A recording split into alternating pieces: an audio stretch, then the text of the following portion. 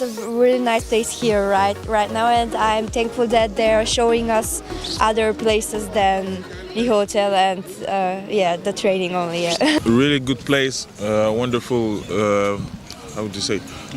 Paysage.